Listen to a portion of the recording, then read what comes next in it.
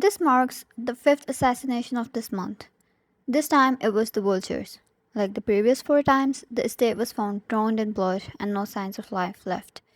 Sehun, the ever so efficient right hand man of Jungkook, spoke as he extended an iPad towards his boss, who sat at his leather chair behind his office desk while the clock ticked 3 a.m.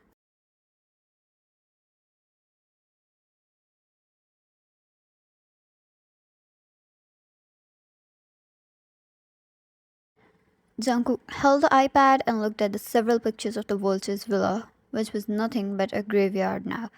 Within a night, everything met the dust. For all he knew, all the five clans targeted within a single month were quite powerful to be taken out this way.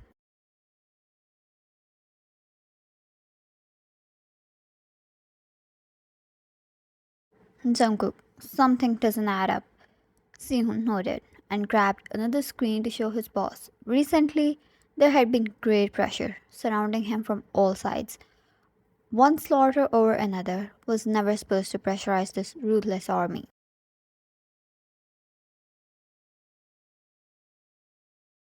Yet, this one empire, which ruled not only a country but the world, named as Stygian Crown, had been quite active recently, a name derived from a Greek mythology.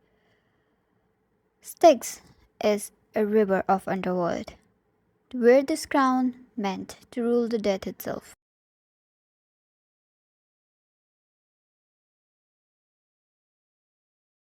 Sihun, if they truly wanted to dominate Korea, they should have started with the top. They should have tried to target us first. The rest of the clans would have bowed immediately. That would benefit them the most, yet not even once the danger lurked around us.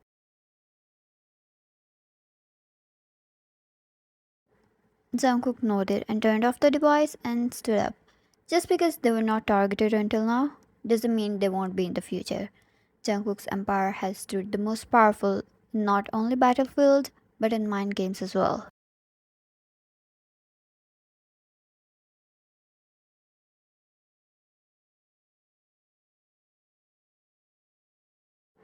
After his father, Jungkook personally drove the kingdom to reach new heights, making it nearly immortal.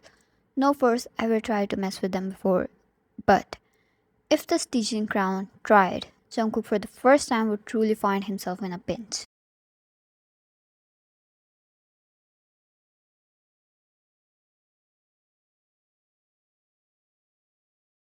That would be a blood war no world's government would be ready to take.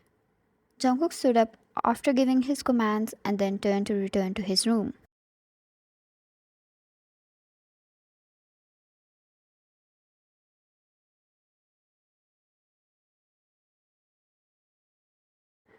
Once Jungkook entered his room, the clock had struck 4 a.m.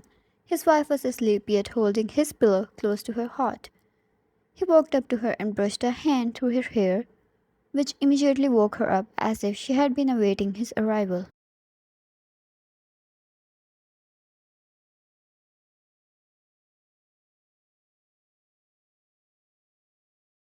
One, you're back? Jungkook hummed and kissed her temple. He needed to protect his clan. He needed to protect his wife, his peace, at all costs. One, I'm too sleepy right now, so you'll pay for making me wait until 4 tomorrow.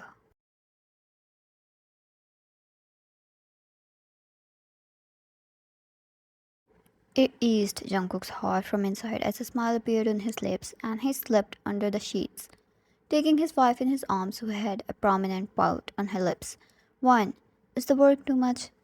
You're so bad, you know that.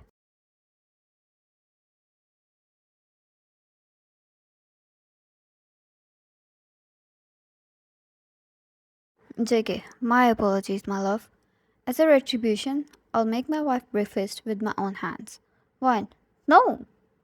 Why must I be punished for your wrong deeds?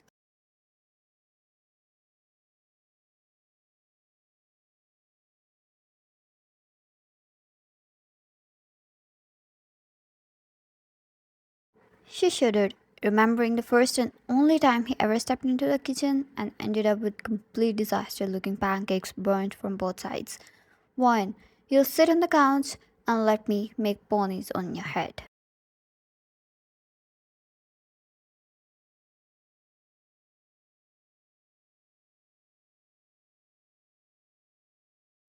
Jungkook didn't reply.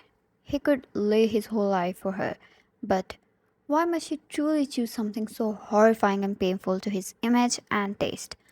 One smiled, satisfied at her choice of punishment, and snuggled in happily and slept.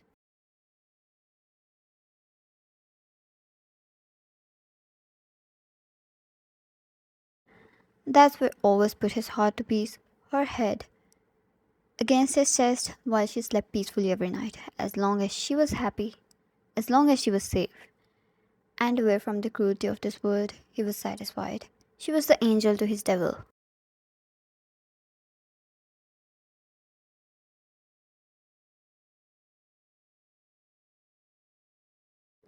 Jungkook's empire named as the Mortem Empire, which meant the Emperor of Death, literally meant certain death at any sort of betrayal. Starting next day, the pressure on every single soldier and administrative staff had increased immensely.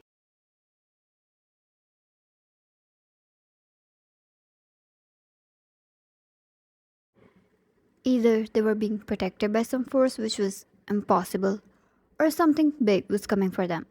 One by one, clan being slaughtered only brought him closer and closer to the target. The Stygian Crown's leader was never seen by anyone.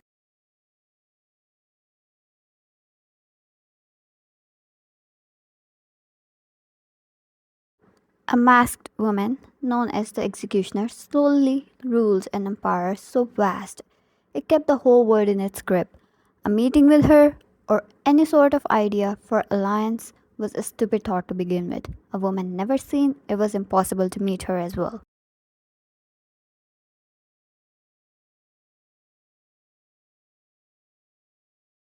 Soon, the recent events had been terrible, yet they have only increased the fortune coming our way.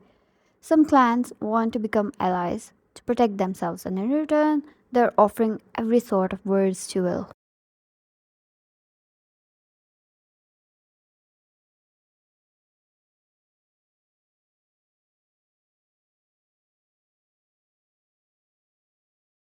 Jungkook stood at a far distance from where he watched his wife dancing in the kitchen while preparing a cake for him. His secretary had his back turned at his wife for obvious reasons.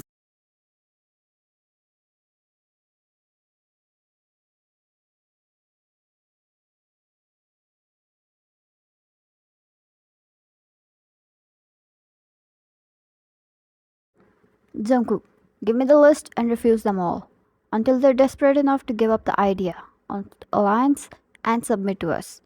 I want the list of the clans with veteran soldiers and genius minds. I want quality over quantity.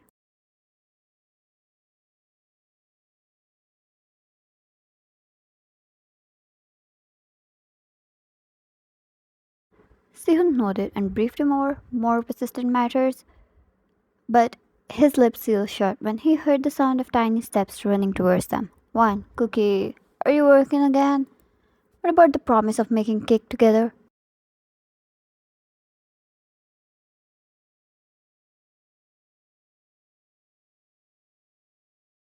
JK was the one who kicked me out of the kitchen just now. Sehun had his back turned at them while Wyan pouted and snuggled in his arms. She was wearing her silk pajamas with teddy bears printed on them.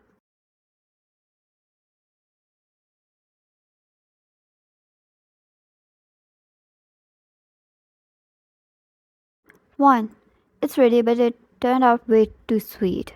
She whined like a baby. All that however for nothing. She whined again, and Jungkook coaxed her, holding her in his arms. Zeke, come on, let me try. I'll be the judge of that.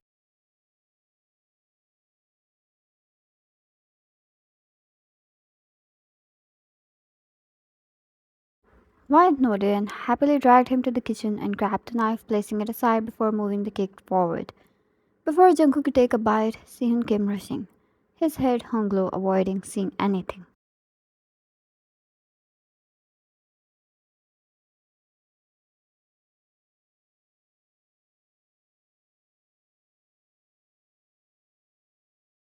Sehun, it's an emergency. Jungkook stepped back. If Sehun couldn't handle such thing while Jungkook was with his wife, then it truly had to be something terrible. Wine was understanding and let him go with a "you are paying for it when you come back" warning and a kiss on his cheek before she let Jungkook rush out.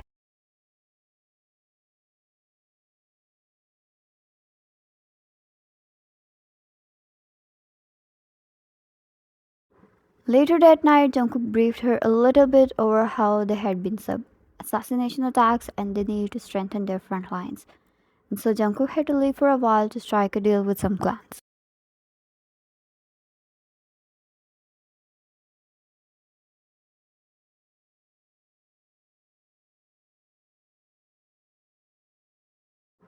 Wine understood him but went. He spoiled her, so he took her attitude quietly. She pulled his cheeks, made him write a contract about taking her on a date after her return, and signed the contract before she finally let him go with best of luck and another kiss.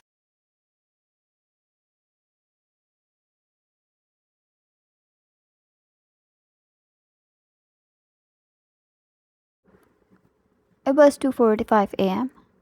At night, when Jungkook had finally started to put the clues together, he stood behind the pillar as he leaned onto the listening a conversation never meant for his ears. A voice of a woman, beautiful and slurty, yet commanding.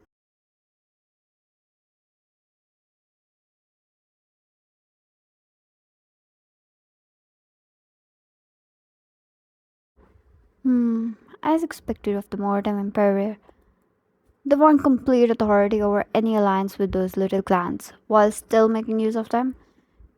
Does the leader not take your interest? The voice was slow paced, amused, and of someone deeply interested. Then a man's voice followed. It seemed to be coming out of a phone. My lady, please give us the command as to how shall we proceed. Shall we continue putting pressure on the Mortem Emperor?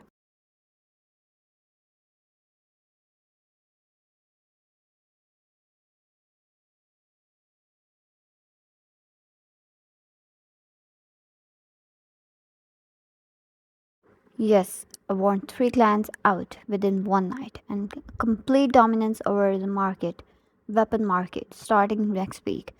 Surround the Imperium as tightly as possible and keep the security tight. Despite everything, no harm must come to them, said the lady.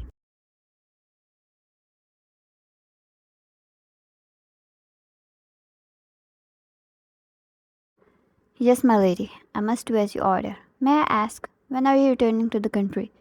Not anytime soon. Jungkook heard the phone call disconnecting. He also knew he was discovered long ago based on the change of the lady's tone.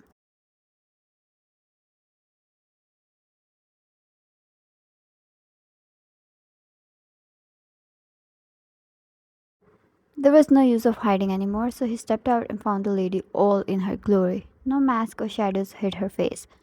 And if his guess was right, she was her, the executioner, the sole owner of the Stygian crown.